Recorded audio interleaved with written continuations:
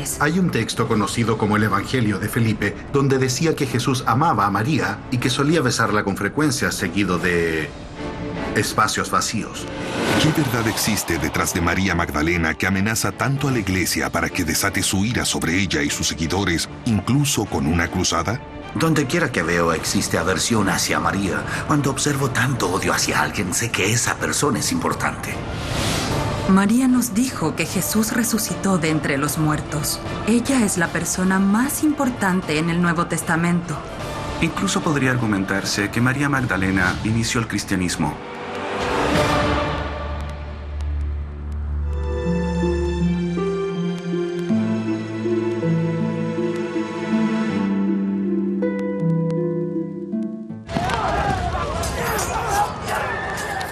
Sur de Francia, año 1208.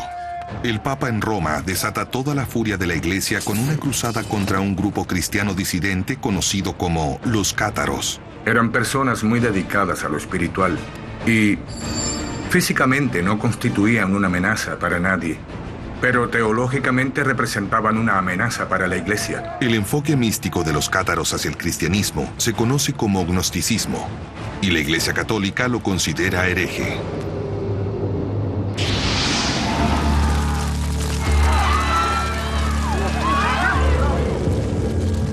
Todos insistían que el conocimiento es el camino a la salvación. No es la fe en Cristo, sino el conocimiento, el conocer los verdaderos secretos que Cristo reveló.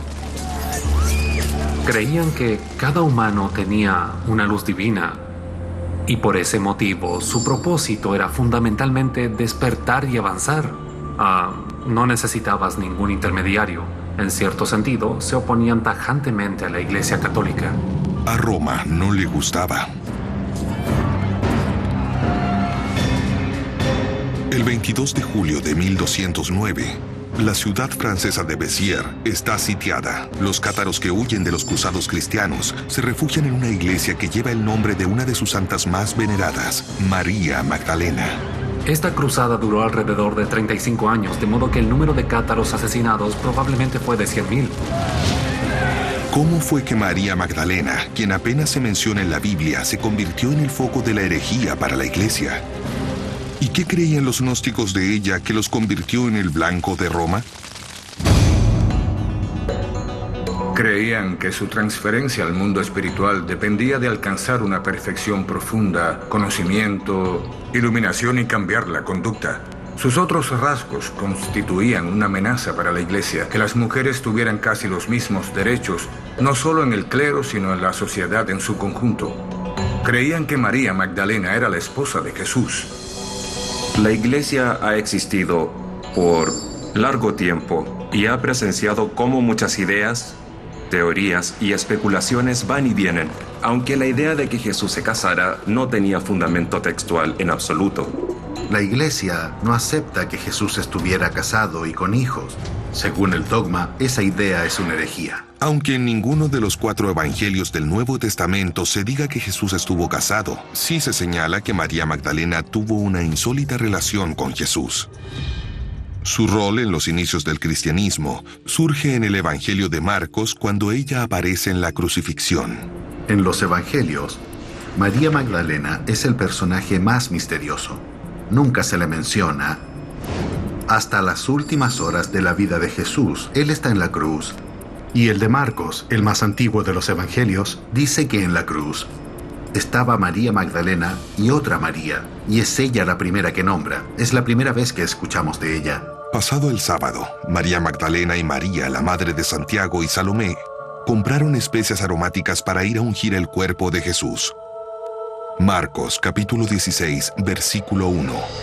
Ella va a ungir el cuerpo con la madre, con la hermana, para preparar el cadáver desnudo, lavarlo, ungirlo y prepararlo con especias y aceite para la sepultura. Ese es un acto muy íntimo.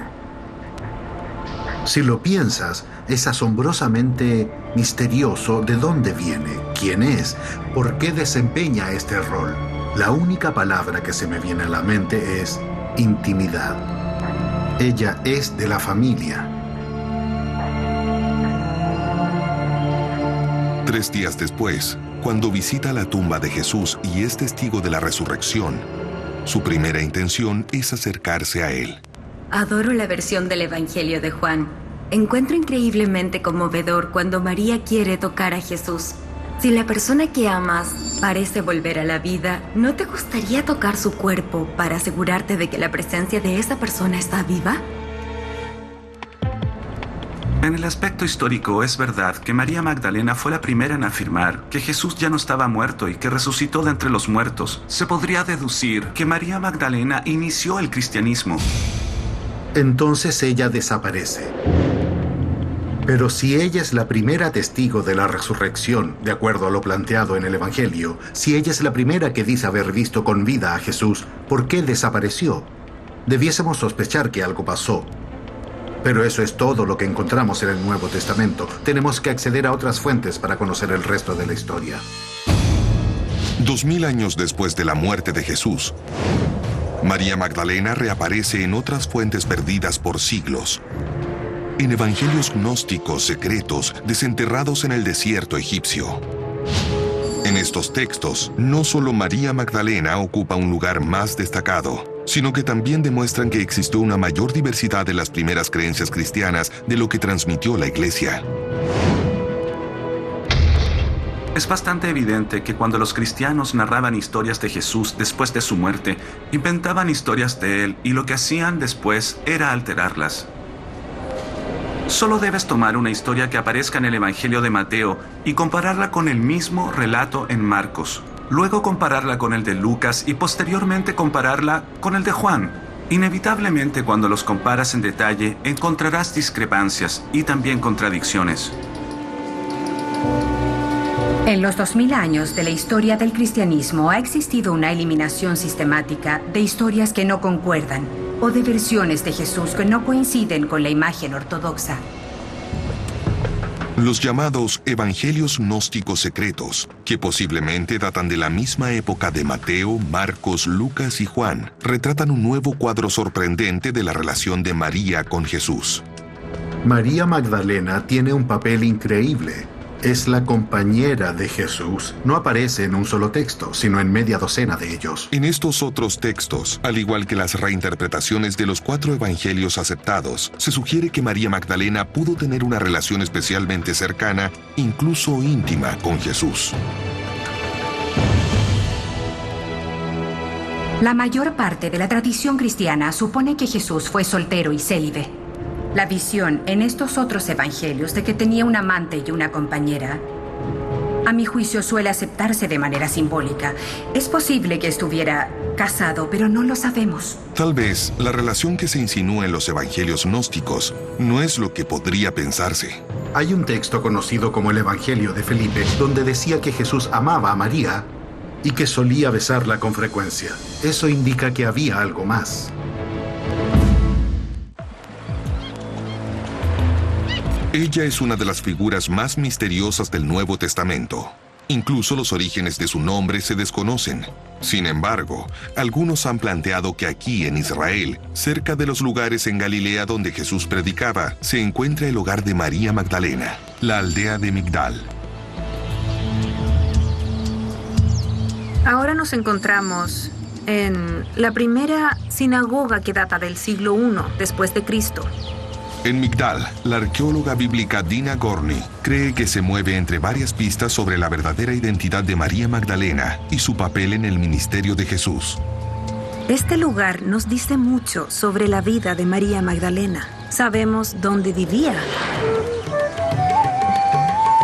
la calle por la que caminaba, las monedas que usaba. Esta excavación, este hallazgo, nos ofrece una imagen muy clara sobre su vida, el lugar donde ella vivía y su época.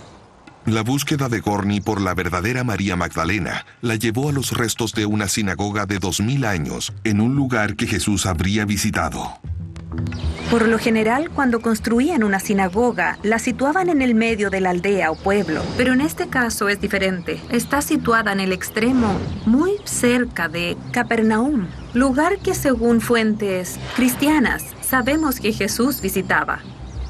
Puedes ver que todo está muy cerca. Es evidencia que no se puede ignorar. Fue en este lugar donde María Magdalena y Jesús se quedaron, En Israel. cerca del mar de Galilea. Esa era su casa de reunión y su comunidad especial estaba aquí, en esta sinagoga. Es asombroso. La hipótesis de Jesús y María juntos en el ministerio de Migdal es una teoría fascinante para los convertidos. Pero 2 milenios después de su muerte, la verdadera relación de Magdalena con Jesús y su injerencia en el ascenso del cristianismo continúa siendo una incógnita. Por los evangelios, sabemos que probablemente ella fue la seguidora más importante de Jesús. Ella fue testigo de la resurrección y entonces les cuenta a los apóstoles. Ella es la mensajera, apóstol de los apóstoles. Pese a ser una figura importante en la Biblia, en los evangelios no existen detalles sobre la edad de María, su estado civil o sus relaciones familiares. Sin embargo, la imagen que transmite es de una mujer atípica para su época, que compartió una relación con Jesús que fue más allá de ser una simple seguidora. En Lucas capítulo 8, versículos 1 al 3, María Magdalena, Juana y Susana son 3 mujeres ricas que han dado dinero para que Jesús y sus discípulos puedan sobrevivir. Con él iban los 12 y también algunas mujeres que se sanaron de malos espíritus y enfermedades. María, llamada Magdalena, de la que salieron 7 demonios. Es todo lo que se dice de María Magdalena en los 4 evangelios antes de la muerte de Jesús. No la mencionan por ser la esposa, ni por ser la hija de alguien. Ella es importante. Explícitamente dice María la Magdalena. ¿Y eso qué significa? O la Magdalena. La palabra Migdal significa torre. De modo que puede significar María la Torre. Jesús le cambió el nombre a casi todos sus seguidores, como Pedro, que significa la roca, cuyo nombre real era Simón. Y si fuera María la Torre, significaría que Jesús le otorgó una denominación muy positiva. Así como llamó a Pedro la roca, una torre simboliza fortaleza. Ello puede ser una pista que indica que María fue una figura preponderante en el ministerio de Jesús, pero el caso se hace aún más grande con un evangelio perdido. 1954. Nahamadi, Egipto. Unos agricultores locales hacen un impactante descubrimiento en el desierto que podría revelar la importancia de María Magdalena. Un grupo de hombres excavaba para fertilizar. Por accidente, encontraron una vasija. Dentro de la vasija había 13 libros. Estos libros contenían una colección de escritos. Cada libro era una pequeña antología. En total, había 52 escritos representados en estos libros. Los investigadores se asombraron porque había una colección de escritos gnósticos, muchos desconocidos hasta ahora. Por ello, se trató de un nuevo descubrimiento que transformó nuestra comprensión del verdadero cristianismo, ya que antes solo sabíamos de los gnósticos por las escrituras de sus enemigos, los fundadores de la Iglesia. Pensamos que los textos hallados en el Alto Egipto fueron enterrados en el siglo IV, probablemente para conservarlos, por alguien que sabía que estos escritos no eran del agrado del obispo. Estos evangelios gnósticos, contemporáneos a los evangelios canónicos que conocemos, muestran un lado completamente distinto del antiguo cristianismo.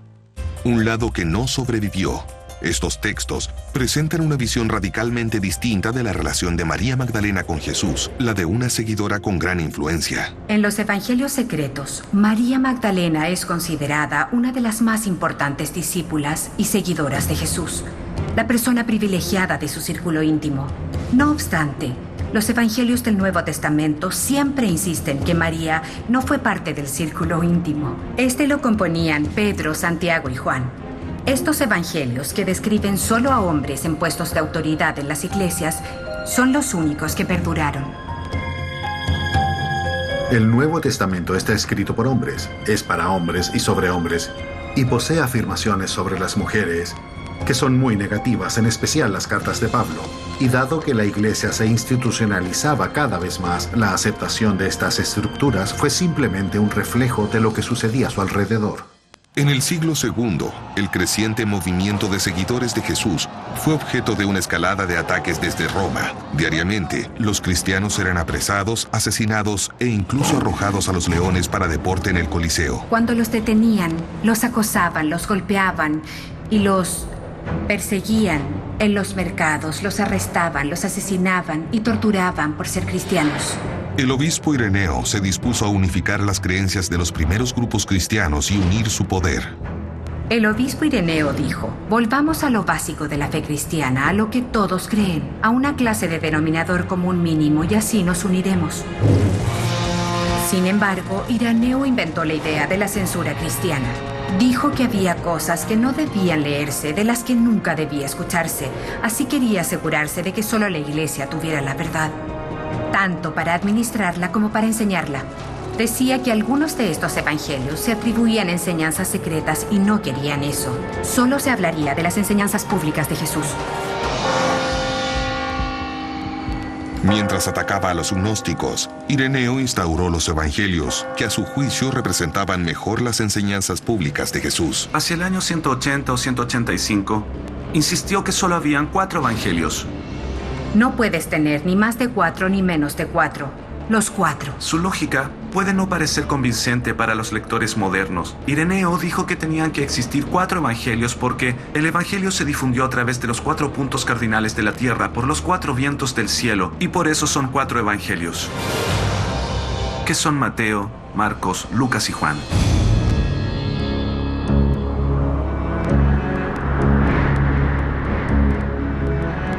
El canon del Nuevo Testamento tomó forma a mediados de los años 300, época en la que el cristianismo pasó a ser la religión dominante del Imperio Romano. Las posiciones de liderazgo cristiano recaían fundamentalmente en hombres, al igual que el imperio en su conjunto.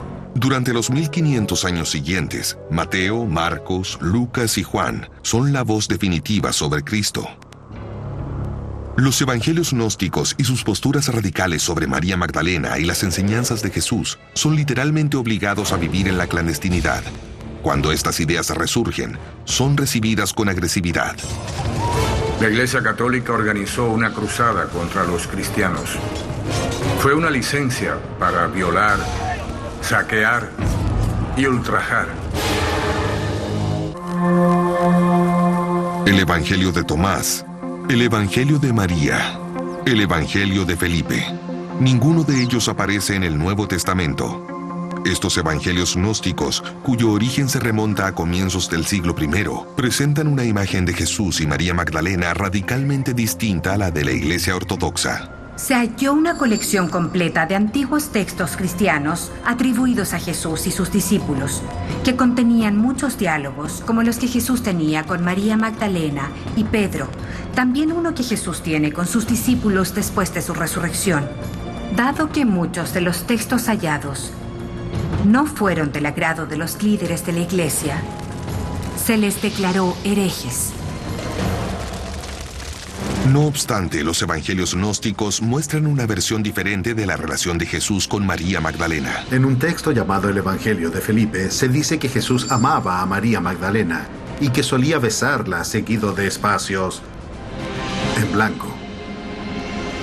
Lamentablemente, hay un vacío en el texto justo cuando desearíamos que acabara.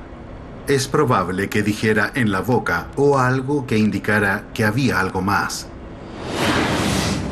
Pero lo que suponía una mayor amenaza para la doctrina de la Iglesia, incluso más que la noción de Jesús y María como pareja, era el retrato de María como una líder fundamental en los primeros movimientos cristianos. María Magdalena aparece como una de las discípulas especiales, la mujer que comprendía todo. Aparece en muchos textos como alguien con un conocimiento íntimo y especial de Jesús. Esa visión de María está totalmente ausente en las iglesias ortodoxas. Creo que María Magdalena simplemente fue una de las seguidoras devotas de Jesús. Los evangelios hablan de varias mujeres seguidoras de Jesús.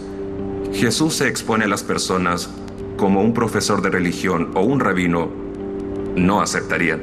Jesús fue radical en incluir a los marginados de la sociedad, los pobres, los enfermos y las mujeres. En los comienzos del cristianismo, te darás cuenta que con frecuencia habla con mujeres en formas que ofenden a sus discípulos. Muchas de las personas que atrajo y se hicieron parte del movimiento eran mujeres. Sin embargo, ¿fue María Magdalena una seguidora o una líder en el movimiento?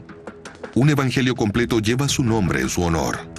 El Evangelio de María comienza con los discípulos afligidos y desmoralizados tras la muerte de Jesús. Les preocupaba que luego de su muerte ellos fueran los próximos. Tienen miedo y la persona que se levanta con coraje es María. Ella los alienta, les habla y actúa como un apóstol fundamental. En el Evangelio de María, uno de los primeros evangelios gnósticos, se retrata a María como alguien a quien Jesús le hizo una revelación y que posteriormente la transmite a los discípulos antes de que ellos comiencen a discutir si era posible que Jesús le diera este mensaje a una mujer o no. Pedro dice: hermana, cuéntanos algunas cosas que el Señor te haya dicho, porque Él te ama más que otras mujeres. Y ella contesta: bueno, Pedro, te contaré algunas cosas que me dijo y que no se te revelaron. María contesta: Él me dijo estas cosas y te las voy a revelar ahora. Pedro se enfurece y dice: ¿el Señor le hablaría a ella y no a nosotros? ¿Acaso la ama más que a nosotros? En este evangelio la respuesta es sí. Pedro se ofende mucho. Y otro discípulo le dice: Pedro, siempre estás irritable. La tratas igual que a los enemigos. Seguramente el Señor la conocía muy bien y por eso la ama más que a nosotros. Al final del Evangelio de María, todos los discípulos le dan la bienvenida y van a orar todos juntos. Ese Evangelio no está en el Nuevo Testamento porque avala la idea de una mujer como líder, vocera y maestra. María Magdalena es sin duda la persona más importante del Nuevo Testamento.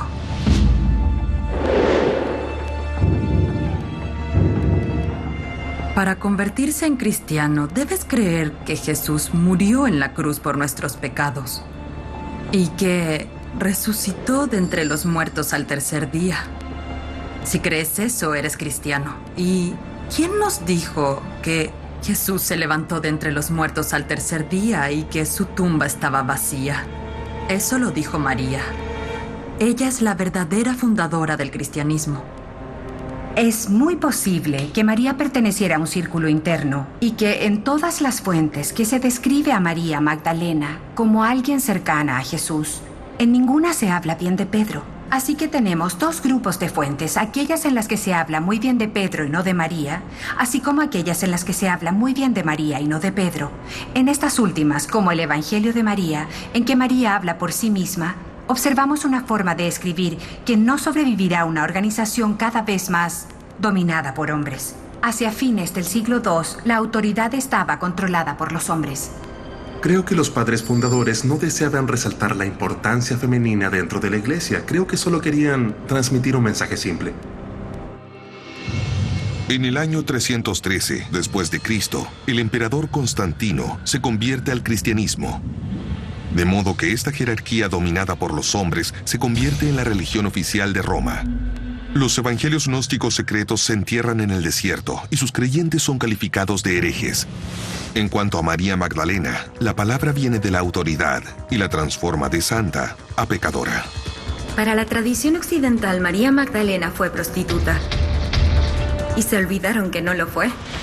Arruinaron su reputación y eso perdura hasta el día de hoy. En el antiguo movimiento cristiano la llamaban la apóstol de apóstoles, incluso una discípula amada. Pero el 14 de septiembre del año 591, el Papa Gregorio Magno llama a María Magdalena de otra forma, de prostituta. Podemos remontarnos a Gregorio Magno y un sermón sobre María Magdalena en el que se le asocia a una mujer de la ciudad, una pecadora que unge los pies de Jesús, como se menciona en el Evangelio de Lucas. Es evidente, hermanos, que la mujer usó el ungüento para perfumarse el cuerpo en actos prohibidos. Así, se asoció a María Magdalena a la historia de una mujer de la ciudad, una pecadora que unge los pies de Jesús y que se convierte en prostituta. Esta interpretación significó un enorme peso y se convirtió en la interpretación tradicional. Luego, en la Edad Media, hasta el día de hoy, todos piensan de manera natural que María Magdalena era una prostituta. Si entrevistas a personas en la calle hoy y les preguntas, ¿qué sabes de María Magdalena?, 9 de cada 10 diría, ¿no era aquella prostituta que Jesús salvó? Su reputación quedó arruinada y eso perdura hasta la actualidad. Las generaciones de poetas y pintores han destacado la sexualidad de María.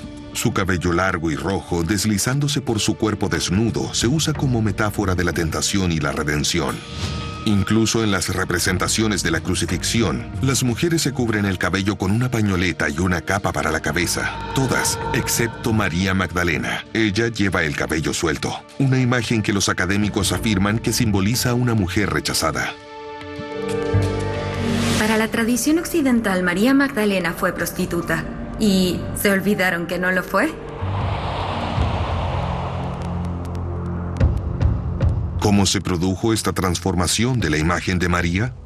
El Papa Gregorio Magno se basa en la proclamación en el Evangelio de Lucas, la que data después de Mateo y Marcos. A Lucas no le agradaba María Magdalena. Cuando se refiere a la mujer en la cruz, ni siquiera dice su nombre. Solo dice que había unas mujeres en la cruz, sabiendo perfectamente que Marcos ya la había nombrado y que ella fue la primera en nombrar. Marcos, capítulo 15, versículo 40. Entre ellas estaba María Magdalena y María, la madre de Santiago. Lucas luego cuenta una historia de una mujer pecadora que va a la cena a la que asiste Jesús y ella es en esencia una prostituta de la calle. No se la identifica con ningún nombre. Le lava los pies con sus lágrimas y se los seca con su cabello. En aquella sociedad habría sido inapropiado que un hombre permitiera esta clase de actos. El anfitrión de la cena critica a Jesús y Lucas le dice, si fueras un profeta, sabrías que la que lo está tocando es una prostituta y no parece importarle. Se trata de una mujer sin nombre, no es María Magdalena y no se llama María Magdalena. Desde ese entonces, las personas dijeron, oh sí, debe ser María Magdalena. Por eso se crea esta figura mixta de María Magdalena, la que encontró la tumba vacía y la que ungió los pies de Jesús. Fue una caída abrupta de la posición elevada que María ocupaba en los evangelios. ¿Qué motivó a un papa 500 años después de la muerte de Jesús a transformar a María de una santa amada a una despreciable pecadora? Sabemos que el cristianismo evolucionó de una manera interesante esta teoría de que los pecadores pueden arrepentirse y en especial que las prostitutas podrían hacerlo. Por supuesto que cuando la conviertes en pecadora queda como tal. Al hacerlo, le quitas la mayor parte de sus facultades, de sus cualidades, emociones. Y ella no puede ser la fundadora del cristianismo porque es solo una prostituta. Para el cristianismo, esto le significó perder toda posibilidad de ser líder familiar y cercana. ¿Por qué representaba una amenaza? Si Jesús realmente puso a una mujer en una posición de liderazgo junto o sobre Pedro, Santiago, Juan y los otros apóstoles, habría que reescribir completamente la fundación del cristianismo. Las mujeres repentinamente asumirían una posición de liderazgo, de percepción espiritual, de familiaridad y cercanía a Jesús. María es una discípula muy importante de Jesús y parte de las pruebas de ello radican en la creciente hostilidad presente en el Nuevo Testamento y años después en la que se dice contra ella. En el Nuevo Testamento ya la habían descrito como la mujer de la que salieron 7 demonios, lo que no es un cumplido para nada. Más adelante, no en el Nuevo Testamento, se la tilda de prostituta. Por ello, me parece que donde quiera que veo, existe aversión hacia María. Cuando observo tanto odio hacia alguien, sé que esa persona es importante.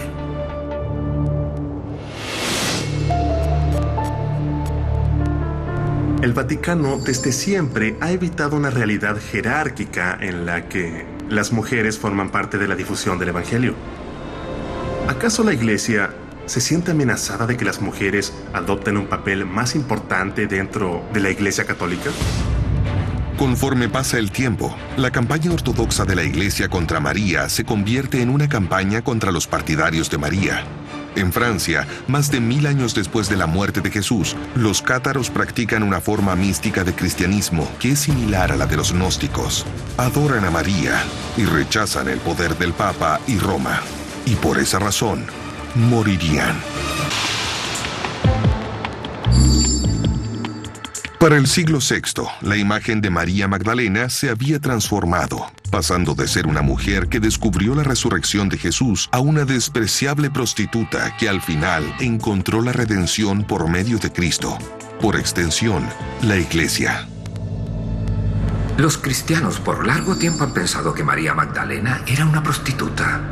En realidad no hay nada en los evangelios que sugiera algo así.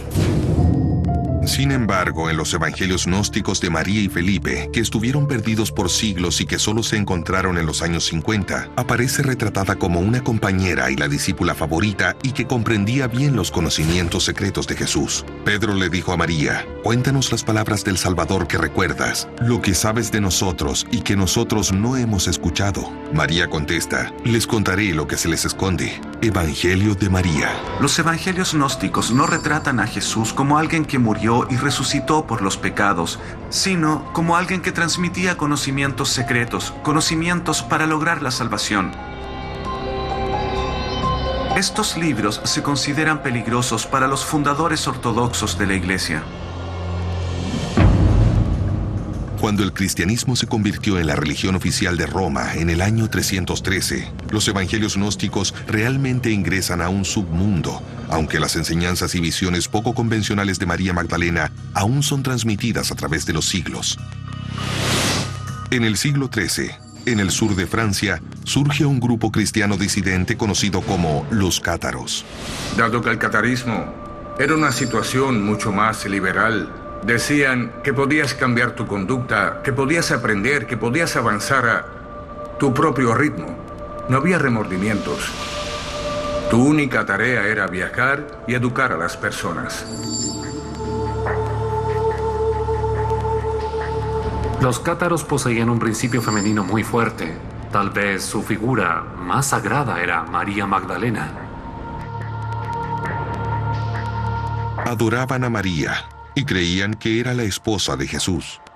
Al igual que los antiguos gnósticos, los cátaros no ven su salvación en la Iglesia. Los asusta la idea de que tú o yo podamos encontrar nuestro camino a Dios por algún potencial interno. Si puedes hacerlo por tu cuenta, no necesitas a la Iglesia, no necesitas al obispo, no necesitas los sacramentos.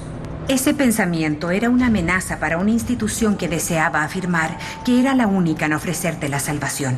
Estas creencias ubicaron a los cátaros justo en la mira del Vaticano y del Papa Inocencio III. En realidad no se trata del mensaje. Creo que lo esencial del cristianismo es que Jesús es el Redentor. El cristianismo se basa en la persona de Cristo, no tanto en el Maestro. Los cátaros y gnósticos tienen una visión del mundo radicalmente distinta a la de los cristianos. La respuesta del Papa fue llamar a una cruzada contra los cátaros. Las cruzadas, la guerra religiosa del Vaticano, habían comenzado casi 200 años antes. Suele llamarse cruzada solo cuando se enfrenta a no creyentes, no contra los mismos cristianos.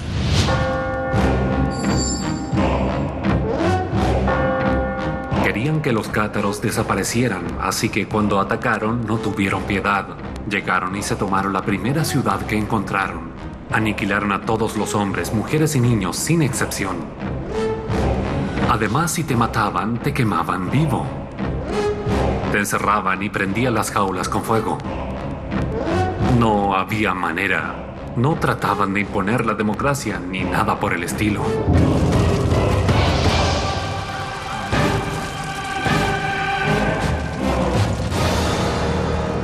Tras una batalla, los cruzados cortaron las narices y labios superiores de los cátaros sobrevivientes como ejemplo de lo que sucedería a los que no se arrepintieran.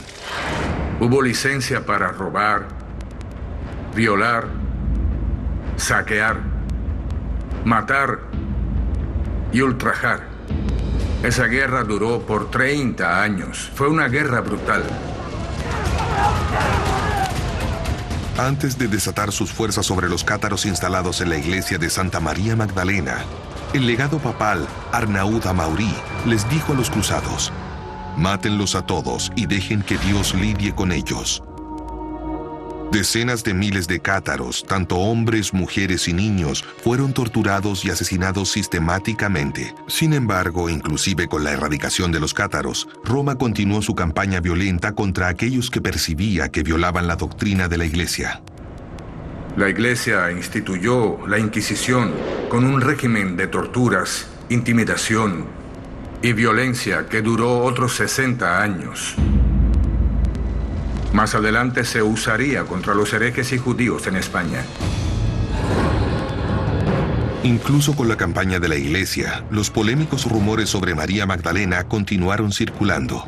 Cuando las personas ingresan aquí y oran, sienten la presencia de María Magdalena. En una pequeña iglesia en Francia, un sacerdote renegado puede haber dejado pistas de un secreto que descubrió. Se trata de Jesús y su esposa María Magdalena y sus 2 hijos.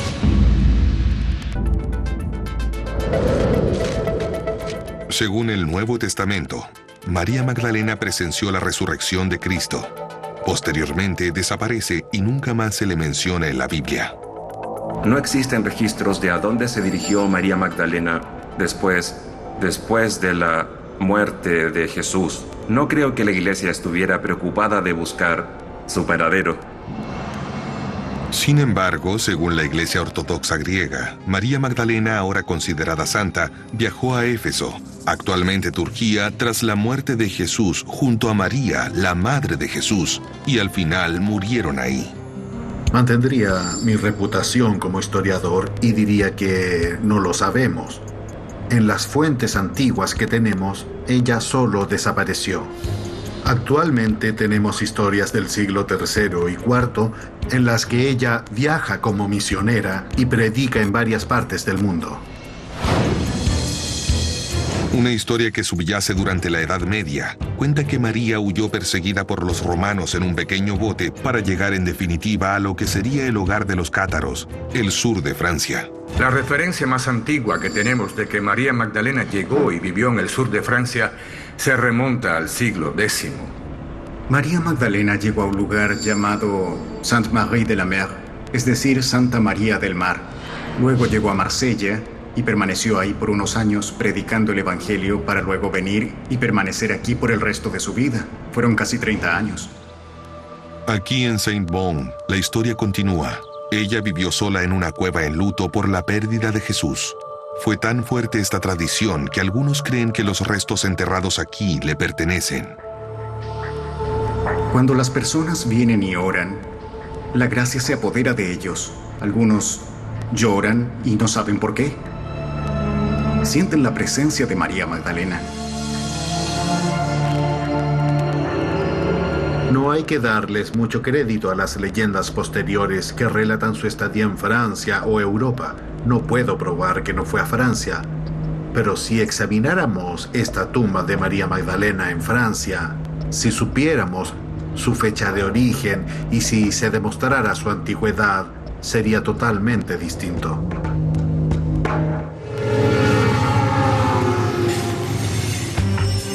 A poco más de 320 kilómetros de Saint-Bon, en una pequeña villa llamada Rennes-le-Château, un sacerdote parisino en el siglo XIX puede haber descubierto un misterio aún mayor sobre María. Bienvenidos a la iglesia de Rennes-le-Château, un centro de misterio e intriga durante los últimos 40 o 50 años. En el extraño simbolismo de este lugar encontrarán la llave a los misterios.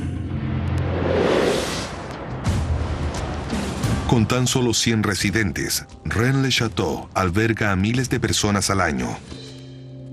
Llegan aquí atraídos por el misterio que rodea al sacerdote parisino del siglo XIX, Béranger Saunier. Se dice que encontró algunos documentos durante la restauración de la iglesia que lo llevaron al tesoro, algo extremadamente vergonzoso para la iglesia, y que recibió dinero para que callara. Se presume que Saunier encontró documentos secretos que revelaban la verdadera relación de María Magdalena con Jesús. Saunier repentinamente adquirió una fortuna y se sospechaba que le habían pagado para guardar silencio sobre algo. Lo que hizo con el dinero recibido fue aún más sospechoso. Hizo cambios muy inusuales y altamente simbólicos en la iglesia que las personas se preguntaban si no estaba dejando pistas para su secreto. En realidad, creo que Saunier trataba de dejarnos mensajes. Se trata de una representación poco común de la Sagrada Familia. ¿Acaso se trata de Jesús y su esposa? Se trata de Jesús y su esposa María Magdalena y sus 2 hijos. Recordemos, Jesús fue adorado como rey de los judíos cuando llegó a Jerusalén, así que era su responsabilidad tener herederos. También había una estatua de una mujer embarazada que enfrentaba la crucifixión. Me imagino que la mujer embarazada era Magdalena. Saunier fue suspendido de la iglesia en 1910 por desobedecer al obispo y por sublevar a las masas. Aunque logró construir una nueva estructura a la iglesia, una torre que llamó la Torre Magdala. ¿Podría tratarse de una referencia al posible alias de Jesús para María? ¿Acaso Saunier intentaba transmitir lo que no podía comunicar con palabras mediante cuadros y arquitectura? Lo que sea que supiera o descubriera, lo guardó en secreto. Saunier se llevó el secreto a la tumba. Aunque 50 años más tarde, la iglesia decide hablar sobre María. En 1969, en Roma, el Segundo Concilio Vaticano del Papa Pablo VI publica una revisión de la doctrina oficial de la Iglesia. Ya no se trataría a María Magdalena como prostituta. Sin embargo, su imagen de mujer rechazada es difícil de borrar. María Magdalena debe redimirse. Se le debe tratar en la misma condición que se refleja en los evangelios. Todos los hombres huyeron de la crucifixión. Marcos cuenta que todos olvidaron a Jesús y huyeron. Es la mujer la que está en la cruz, María Magdalena a su cabeza, la que permanece fiel hasta el final. Cuando examinamos lo que sabemos de María Magdalena, creo que estamos mejor de lo que estábamos hace cientos de años. Tenemos nuevos textos que ni siquiera sabíamos que existían. Un evangelio de María Magdalena, un evangelio de Felipe, los hechos de Felipe y otros documentos en que se menciona a María. De cierta forma, esto nos ayuda a mirar la historia desde otra perspectiva. Los evangelios nos permiten ver que no existe una sola visión de la historia de Jesús, o una versión, o incluso una versión mixta. En realidad hay muchas, lo que te hace pensar aún más. Los buenos antecedentes históricos nunca son enemigos de la fe informada, por lo que ambas no deberían yuxtaponerse. Al margen de lo que encontremos y creamos, nosotros seguimos siendo creyentes, sin embargo deberíamos tratar de juntarlas lo más posible.